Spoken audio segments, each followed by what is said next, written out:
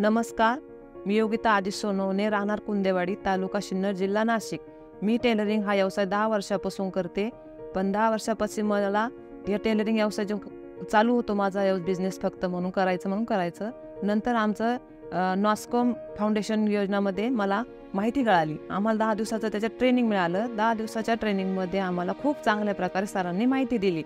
त्यामध्ये आम्हाला त्यांनी इंस्टाग्राम, यूट्यूब, फेसबुक, फोनपे हे कसे खोलायचे ते आम्हाला पूर्ण माहिती दिली। आम्ही ते पूर्ण खोलले, सगळे खोलले। त्याच्यामध्ये आम्हाला फेसबुकमध्ये कशी व्हिडिओ टाकायचे ते सांगितलं।